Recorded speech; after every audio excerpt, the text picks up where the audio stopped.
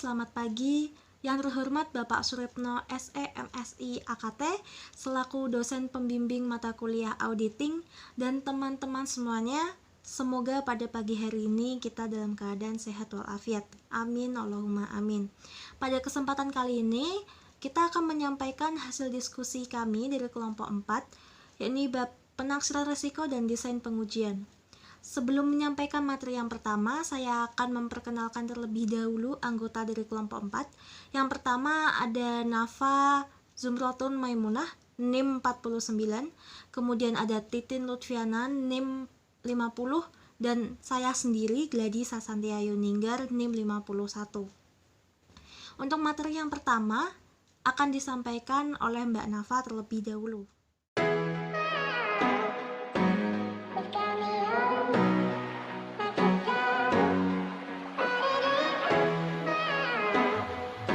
Pertama yaitu pengertian penaksiran risiko pengendalian.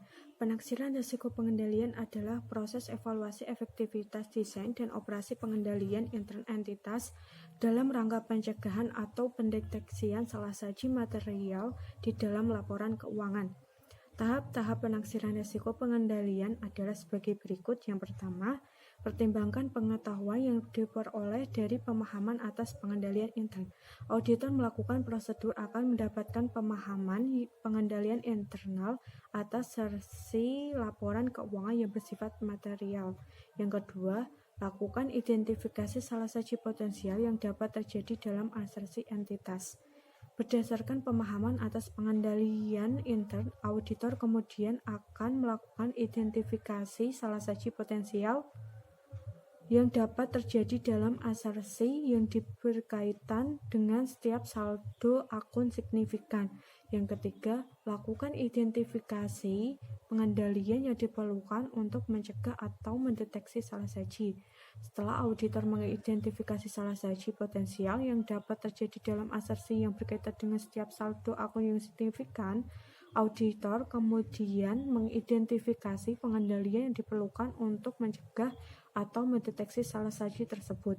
Yang keempat, lakukan pengujian pengendalian terhadap pengendalian yang diperlukan untuk menentukan efektivitas desain dan operasi pengendalian intern. Yang kelima, lakukan evaluasi terhadap bukti dan buat taksiran risiko pengendalian. Penaksiran risiko pengendalian untuk suatu asersi laporan keuangan akhirnya didasarkan atas hasil evaluasi terhadap bukti yang diperoleh dari prosedur yang digunakan untuk memperoleh pemahaman atas pengendalian intern yang relevan dengan pelaporan keuangan dan pengujian pengendalian yang bersangkutan.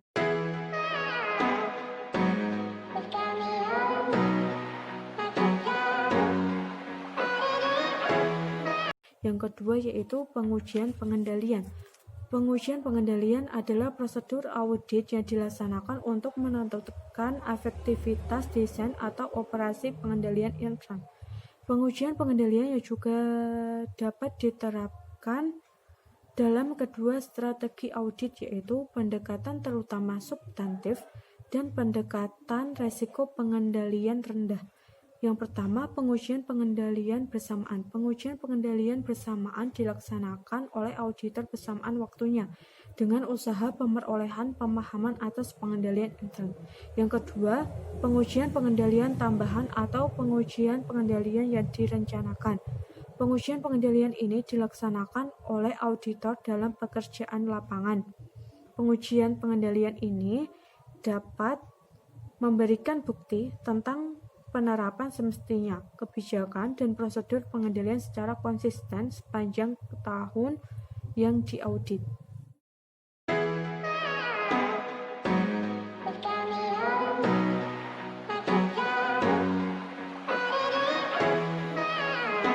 Nah, yang ketiga itu perencanaan pengujian pengendalian. Di samping itu, auditor itu dapat memilih pengendalian bersamaan atau pengujian pengendalian tambahan dan juga pengujian yang direncanakan. Nah, auditor juga dapat memilih jenis prosedur yang akan digunakan dalam pelaksanaan pengendalian, terus waktu pelaksanaan pengendalian, dan yang ketiga itu lingkup pengujian pengendalian. Nah, jenis pengendalian itu ada 4. Yang pertama permintaan keterangan, yang kedua pengamatan, yang ketiga inspeksi, yang keempat pelaksanaan kembali. Kalau waktu pelaksanaan pengendalian itu menurut standar auditing yang sudah ditetapkan di IAI untuk mengumpulkan semua bukti efektivitas sepanjang tahun yang dicangkup oleh laporan keuangan itu waktu pengujian pengendaliannya itu dilaksanakan sedekat mungkin dengan akhir tahun yang diaudit. Nah, sedangkan lingkup pengujian pengendalian itu secara langsung dipengaruhi oleh taksiran tingkat resiko pengendalian yang direncanakan.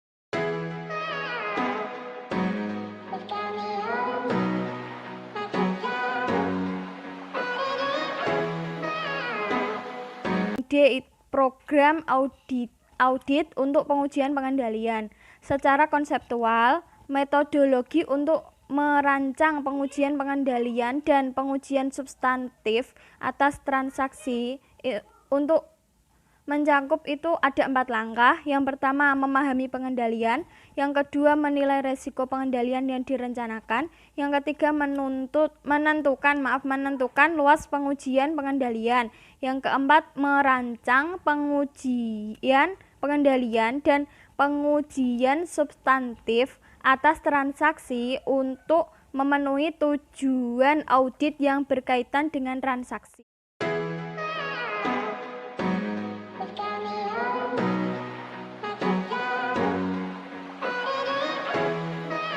Materi yang kelima, yakni bentuk kerjasama dengan auditor intern dalam pengujian pengendalian.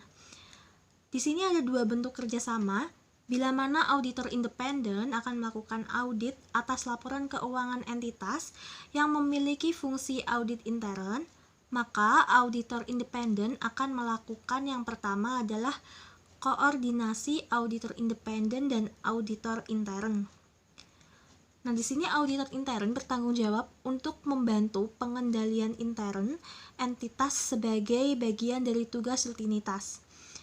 Maka auditor dapat melakukan koordinasi pekerjaan dengan auditor intern dengan mengurangi jumlah lokasi atau divisi perusahaan yang akan diterapi pengujian pengendalian. Dalam pengkoordinasiannya, auditor independen ini akan melakukan yang pertama adalah rapat periodik dengan auditor intern. Yang kedua, melakukan review jadwal kerja auditor intern. Kemudian yang ketiga adalah meminta izin untuk akses ke kertas kerja auditor intern. Dan yang terakhir adalah melakukan review terhadap laporan audit. Nah, bila mana auditor independen ini akan melakukan koordinasi dengan auditor intern, maka auditor independen ini harus mengevaluasi pekerjaan si auditor intern itu atas kualitas dan efektivitas pekerjaannya. Auditor independen harus menguji pekerjaan auditor intern dan menentukan apakah lingkup pekerjaan auditor intern ini memadai untuk memenuhi tujuan pekerjaan, menentukan apakah program audit ini memadai untuk mencapai tujuan audit, kemudian menentukan apakah kertas kerja yang dibuat memadai untuk mendokumentasikan pekerjaan yang telah dilaksanakan, termasuk mencerminkan adanya supervisi dan review atas pekerjaan yang telah dilaksanakan, kemudian kesimpulan dibuat memadai sesuai dengan keadaan yang sebenarnya, dan laporan sesuai dengan pekerjaan yang telah dilaksanakan. Kemudian bentuk kerjasama yang kedua yaitu adanya bantuan langsung. Auditor independen ini dapat meminta auditor intern untuk memberikan bantuan langsung, yaitu berkaitan dengan pekerjaan yang secara spesifik diminta oleh auditor independen dari auditor intern untuk menyelesaikan beberapa aspek pekerjaan auditor independen. Bila bantuan langsung disediakan, maka yang dilakukan auditor independen ini adalah harus menentukan kompetensi objektivitas auditor intern dan melakukan supervisi, review, evaluasi, serta pengujian pekerjaan yang dilaksanakan oleh auditor intern yang luasnya disesuaikan dengan keadaan. Kemudian, auditor independen memberitahu auditor internal mengenai tanggung jawab auditor internal tersebut, tujuan prosedur yang dilaksanakan oleh auditor intern, kemudian serta hal-hal yang memungkinkan berdampak terhadap sifat dan lingkup prosedur audit, seperti masalah akuntansi dan auditing. Yang terakhir adalah memberitahu auditor intern bahwa semua masalah akuntansi dan auditing yang signifikan yang ditemukan selama audit harus diberitahukan kepada independen. Sekian materi yang kami sampaikan pada pagi hari ini. Semoga bermanfaat bagi teman-teman. Mohon maaf apabila ada kekurangan dalam penyampaian materi dan salah-salah kata. Kurang lebihnya mohon dimaafkan. Wabillahi taufik wal hidayah. Wassalamualaikum warahmatullahi wabarakatuh.